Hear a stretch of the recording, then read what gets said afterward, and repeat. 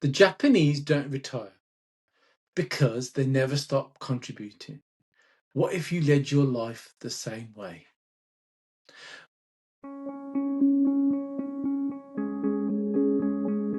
Welcome back to Amit's Leadership Compass.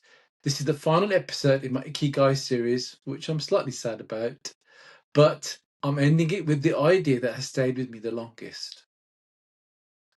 The Japanese don't have a word for retirement, and that's not because they're workaholics. It's because they've designed lives where contribution, purpose, and identity don't have an expiry date. So here's a question I have for you. What if you couldn't retire, and what would that change about how you lead right now? In Okinawa, one of the world's famous blue zones, people keep doing what they love for as long as their health allows. They don't count down to an exit. They don't dream of the day they can finally stop, because stopping isn't the goal, contribution is. This isn't about grinding forever, it's about designing a life where work, purpose, and identity are so aligned that you never want to stop. Because what you're doing doesn't feel like work in the first place. And here's a leadership lesson. If you're counting down to retirement, you're probably not doing what you're meant to do. Leaders who thrive long term aren't running from something, they're running towards something that matters. Personal reflection for me, I used to think retirement was the ultimate goal, the reward for decades of hard work, the finish line you cross, and you finally excel.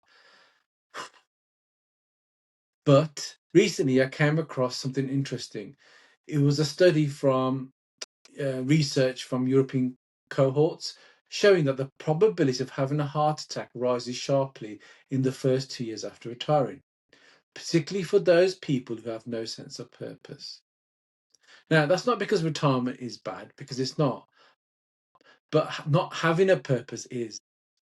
That landed differently when I thought about the people closest to me. My mother-in-law owns a shop. She's 69, as beautiful and sharp as ever. And I genuinely thought I was doing her a favour by constantly encouraging her to retire. Slow down, Mum. Enjoy life. You've enjoyed it. She nodded, smiled, and keeps going. During a recent holiday, after constant nagging, she explained it to me properly. She told me that she doesn't experience it as work. That's because it's hers. She's something that she's created, and the shop isn't taken away from her life. It's part of it. And the rest of the life, the family holidays, time with the children, grandchildren, touch wood, she has all of that too. After that, I stopped trying to convince her, because what shifted for me was realizing the question isn't when can she stop, it's what can she keep doing even if she didn't have to. And that's where her Ikigai lives, and that's where everyone's Ikigai lives. Leadership longevity isn't about climbing the ladder forever. It's about staying relevant, useful, and energized in whatever form that takes. Maybe it's leading a team. Maybe it's mentoring the next generation. Maybe it's building something new. Maybe it's contributing in ways that don't fit neatly into a normal organizational chart. The form changes, the thread doesn't. You're still engaged, still growing, still adding something. 24, during a Hakeem Group annual retreat, Theo Fafita was one of the speakers, and he openly said during that retreat that he has no desire to retire, not because he's driven by ambition alone, but because he genuinely enjoys what he does. And crucially, he's built the organizational structure around him that allows him to do that alongside the things that bring him joy. Now, that's not luck, that's intentional design by Theo. That's someone who has figured out what energizes them and built a life that protects it. Now, when I think about my own trajectory, I don't fixate on an endpoint anymore. I think about the shape of the journey. The part I love most is developing people. Honestly, I really love that. And I've been very fortunate that a few people have told me directly that I've positively influenced their growth. And that's an honor I don't take lightly. Now, it's not because I set out to be someone's mentor in some formal sense, but because how we work together, I was able to show them the ropes, be genuinely open with them, allow them to challenge my thinking, and that allowed me to learn from them as well as them learning from me. For me, that kind of relationship is one of the most rewarding things that leadership has given me. So, thinking about that and my long term picture, it looks something like this. Once there's stability across my practices, I want to be able to step back from the day to day grind and let the leaders who I've nurtured take center stage.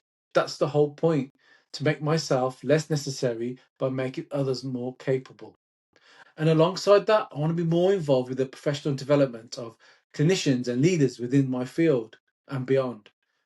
For me, sharing what I've learned with people earlier in their journey, not because I have all the answers, because I don't, but because if someone did that for me, it would have changed so much for me earlier in my career. Thinking about how I want to show up in 10, 20, 30 years from now isn't abstract planning, it's a lens. It changes the decisions I make today. And here's the final thought, and it's the one I want to leave you with. Leaders who think in terms of legacy build differently from leaders who think in terms of exit. Exit thinking is short term. It's about getting out, cashing in, leaving before it gets tough. It treats leadership as something to survive rather than something to invest in. Now, on the other side, legacy thinking is long term. It's about impact, what you leave behind, whether you leave the environment you worked in a better place because you were there. And it isn't something that you build at the end of your career.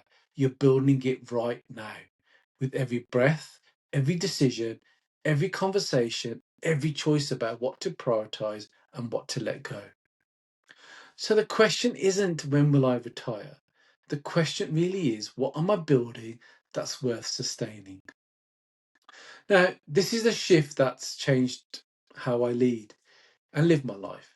If you ask me what I want my leadership legacy to be, to look like, it's this: to have built something real, something that gives me and my family a genuinely good life, hopefully free from financial stress, with the freedom to choose how we spend our time. That matters, and I won't pretend otherwise, because if I did, I'll be dishonest to myself and to you. But alongside that, I want to be remembered for how I showed up.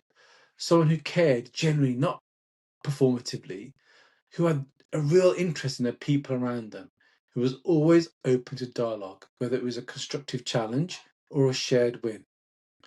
Someone who kept pushing the boundaries, not out of restlessness, but because standing still has never felt like enough. Now, Lynn says that if you stand still, you're at risk of going the way of the dinosaurs, and we all know what happened to them. They ended up extinct. I'm not leading for the next quarter, I'm leading for the long game. And once that clicked for me, every decision has got easier and I've got clarity. I've covered a lot and I've covered a lot of ground in this Ikigai series, and all six episodes have really been asking the same question but in different ways. What does a life well led actually look like? So here's what I want to leave with you at the end of this final episode of the series. Think about the leaders who've genuinely influenced you, the ones who showed up, who cared, and who gave you something you still carry. What was it about them that stayed with you? And then ask yourself, is that the leader you're being right now? Please drop your answer in the comments. I really look forward to your engagement. 6 episodes, 6 ideas. And if there's one thread running through all of them, it's this: the way you lead and live your life today shapes the life you'll live and lead tomorrow. Ikigai, the blue zones, the 80% rule, stress and recovery, my favourite, the power of real connection, and now what we've covered today, redefining what success actually means. Doing this series has given me another purpose, and I'm really excited about what I'm planning to build on from here. So watch this space. If this episode or the series even resonated with you, please do like, subscribe, and share with someone who needs to hear it. And make sure you check out Ikigai, the Japanese secret to a long and happy life by Hector Garcia and Francesc Miralles. And also The Blue Zones. That's a book by Dan Buetta. So until the next time, Keep leading with clarity, courage, and intent, and keep navigating your leadership compass.